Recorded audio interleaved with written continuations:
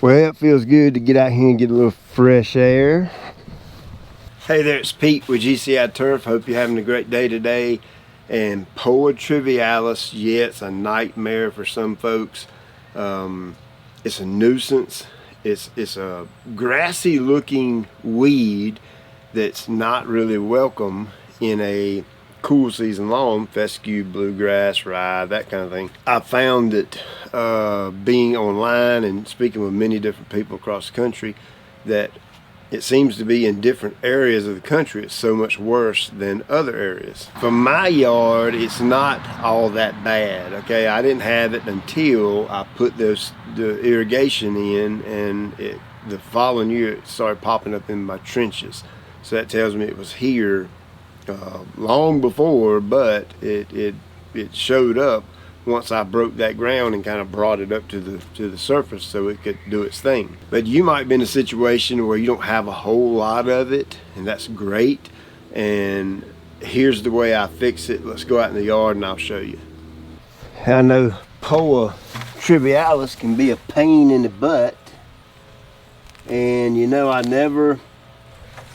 it's this limey colored, almost looks like a grass. I mean, it is a grass actually, but it's a weedy type grass that most folks don't want in their yard. And when you're in a super dark green fescue yard, it sticks out like a sore thumb. So the way I manage it, selective herbicides are, you know, kind of iffy on it. I really haven't found one that works all that great. I think the new product's supposed to be pretty good. Never tried it, so I don't know. So I get out here and do it the old-fashioned way and hand pull it. Of course, you've seen me round up it and spray it with organic Roundup stuff, and that done exceptionally well. And I had to do that in the spring of the year. I couldn't do it in the fall for timing reasons. And as I look around, I mean, I don't have a lot of it. It's just a little touch of it here and there.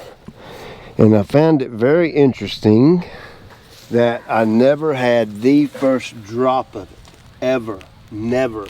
I've never had Poa Triv in this yard since day one.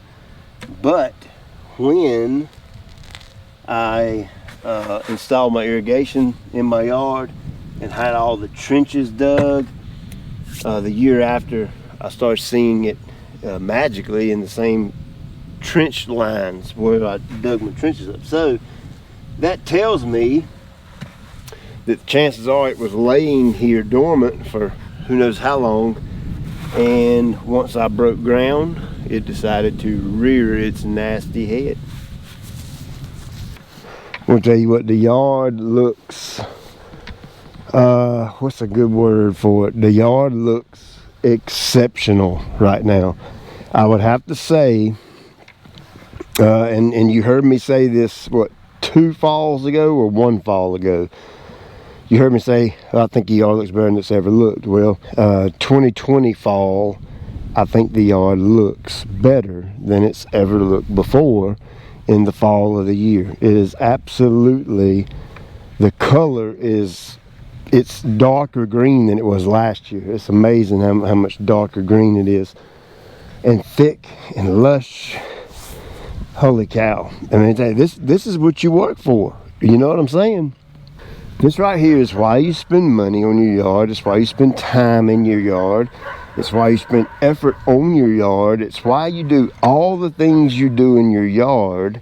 Is basically for obviously we want to look good year round. This is why you work in your yard. It's for times like this. I mean, the yard looks absolutely phenomenal, and I couldn't be more tickled. This is why I get out here and do this stuff. You know what? This little area right here, it hadn't really thickened up yet. It's just 3 or 4 little strands of it. I'm gonna leave that alone and let that thicken a little bit so I can get a good chunk and pull it. Aha, there's a good one. You can see it right there. See it see that little tiny lime green spot? That's what it is right there.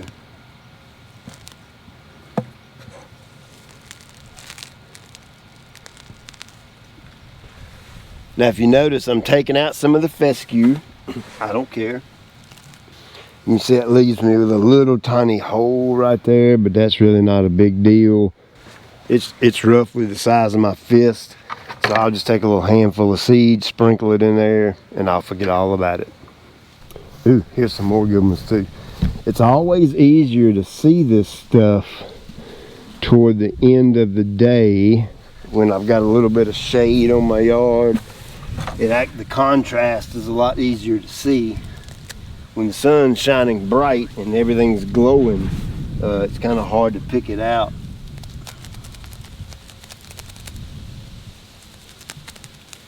Now the thing is, if you don't get it up by the roots like that,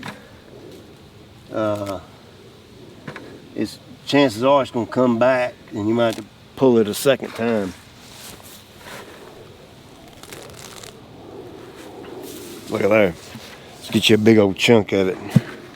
I am going to be mowing tomorrow, so after I mow it, that's when I'll come back and put me a little seed in these spots. And spots like this, I won't even seed them. They're so small. My fescue's doing so well right now, that will cover itself up once I mow it 2 or 3 times. I think that's about it. I don't see any more. Well, for the most part, the front yard is pretty clean. I don't remember seeing any in the front mowing. There's that $1 million view again. Look at that. Holy cow. So there you go. Now I know that that's not the answer to everybody's problem. I get it. I understand it. I do know that a new is a herbicide that I think some folks are having some luck with doing it that way. I think it's more of a suppressant instead of a control. I'm just not educated on it. I don't deal with it around here a lot in my yard and in yards that we manage. So luck of the draw, I don't know. It's just, it is what it is.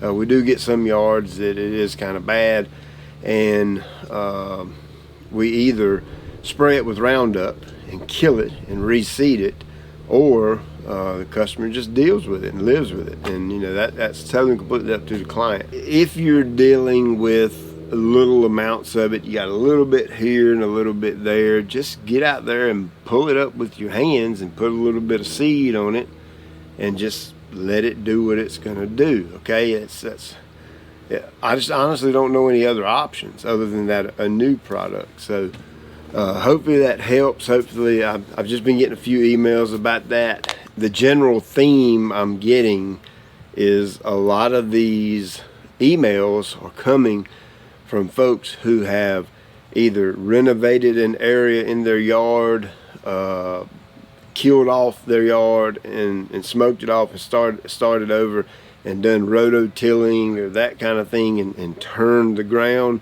And I've preached it since day one. I'll continue to preach it, that is a part of a consequence you might face. Okay, it's just, it is what it is. The ground isn't perfect. You can thank Adam and Eve for that. When sin entered the world, the ground was contaminated along with us, and it's not perfect. We spend our time trying to make it perfect and trying to get it to look like this, but there's work involved in doing that.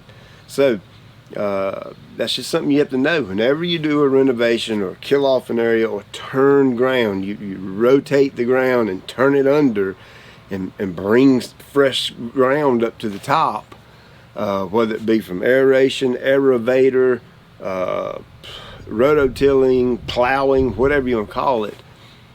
That's a chance you take, okay? Because there are things in the ground right now that if I stopped doing things in my yard and just let my yard go and didn't do anything to it, yeah, it would maintain itself for a couple of years because the dirt's just that good here, I believe.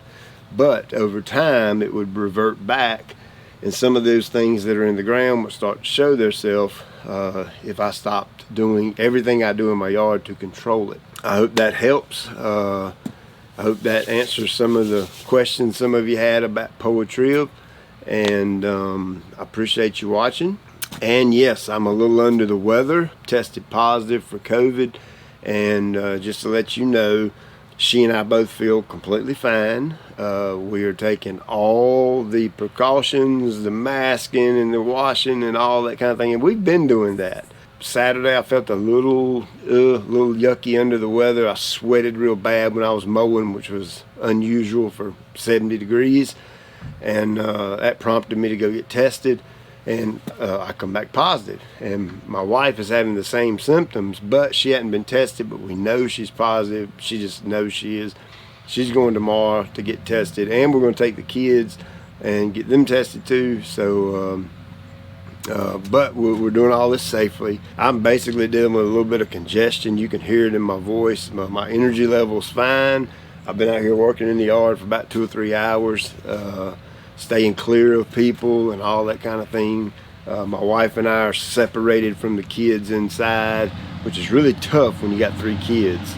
So but we'll do our little quarantine and kind of keep away from everybody and everything, and stay separated. The kids ain't going to school, and you know, all the rules that you follow. I assure you we're doing all that. And again, I'm fine, my wife's fine, kids are fine, and as soon as I get over this and she gets over hers, everything will go right back to normal, and we'll keep on rolling. Be careful. Okay, do the things that they tell you to do. Wash your hands, wear the mask. I mean, we did that. Yeah, of course I was probably a little bit relaxed at times, but in the overall scheme of things, we've been pretty daggone tight on this stuff, simply because of my son, and I still got it. So be careful out there, and appreciate your prayers and all that kind of thing. And my wife and I will nip this in the bud, and we'll get right back to normal, and we'll keep on rolling. So now I'm at home for 2 weeks, so I'm gonna be in front of this camera right here in the yard getting some fresh air. So look, I'll try to get quite a few little videos made here over the next couple of weeks.